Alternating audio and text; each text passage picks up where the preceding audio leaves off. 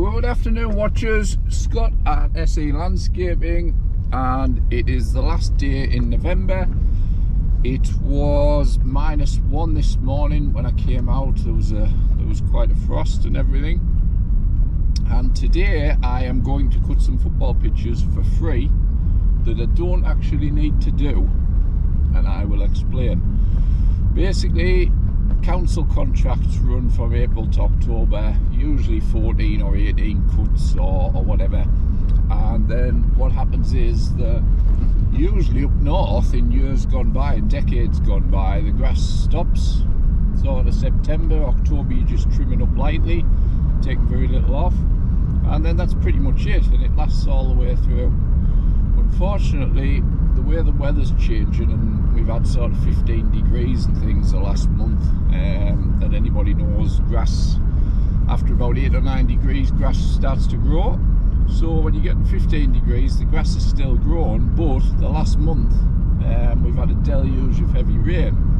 So today I'm cutting waterlogged football pitches, and if I was getting a triple out, if I was getting a tractor out, these areas would be ruined. But what I'm cutting with today is the first Z1 48-inch, because this machine can handle conditions like this with it being a bit lighter, and it can handle conditions, and yes, it will make a bit of a mess, but it'll make a manageable mess. And what I mean is they'll recover.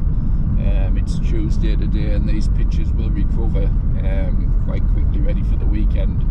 So, and there's ways to combat any real mess made by turning and things. You just do that off the pitch, which I'll explain when I get there. But like I say, I don't have to do this. I could leave the pitches. I could do absolutely nothing now on them till April.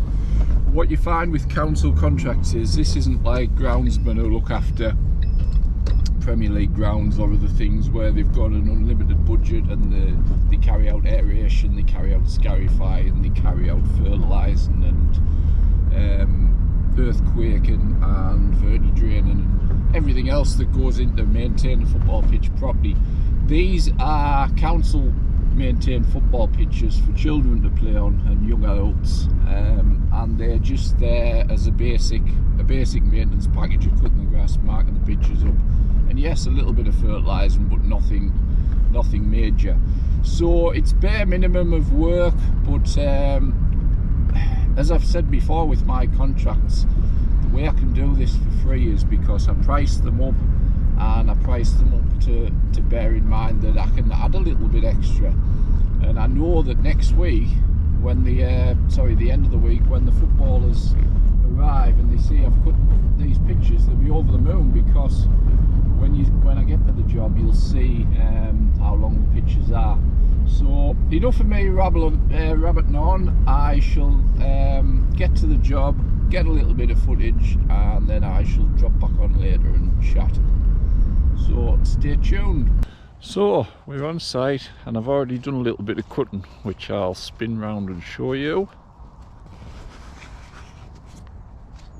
I've cut a small pitch there. I'm just starting to work on this big pitch, and I'll show you what I mean by wet. Just look at the turns there, and the turns. Now what I'm doing is I'm going up and down the pitch, and I'm turning on the edge, because this can be repaired at a later date, and chances are it's a council field, it will repair itself, whereas the main pitch wouldn't.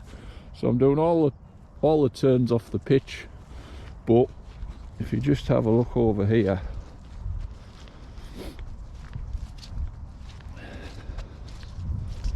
if we come down, you just see how much growth it's still putting on there. There's my key, which is just lost in the grass. It's as tall as that. So it really needs just topping off, and it'll keep these guys happy over winter. If you just look at that.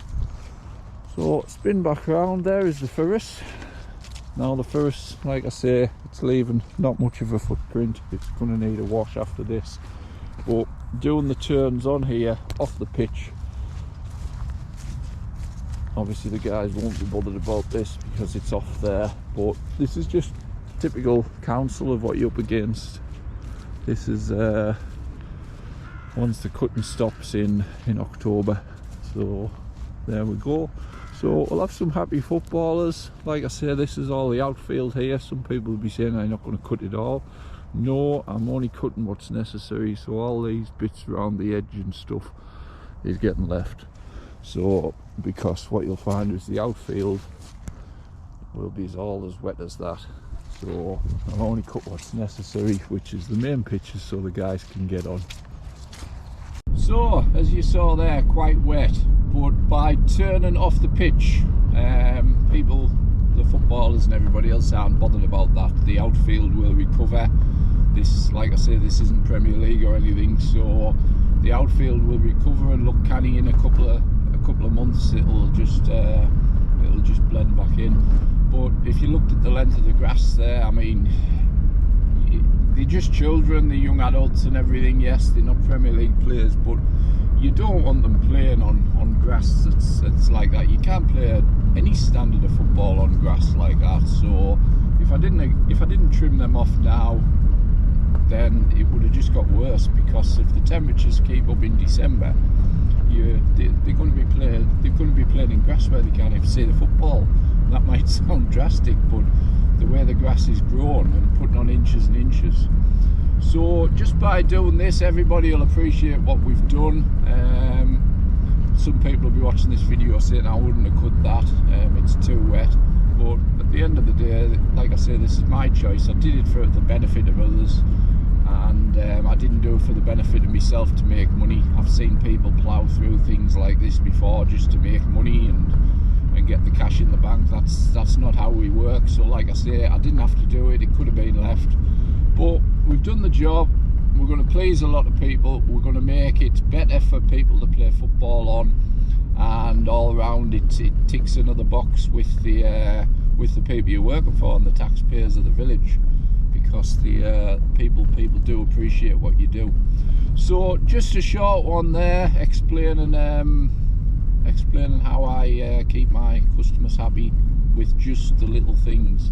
And it can be something as easy as what I've just done there and spent a couple hours trimming footballs. Like I say, I left the outfield because it doesn't need doing. It's sort of managing these areas.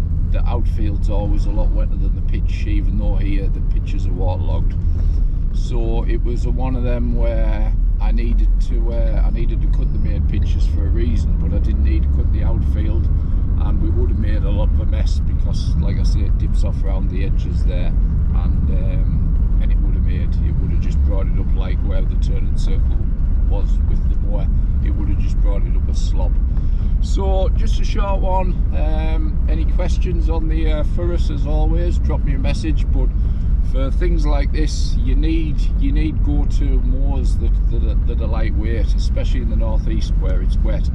And yes, it takes a bit longer. I could have done that in half the time with the bigger furrows or the ransoms, but you've got to think about the damage you'll do and the roots you'll make. Whereas at least there, it'll recover in a couple of days and it'll look canny. So thanks for watching, guys, and we will see you on the next one.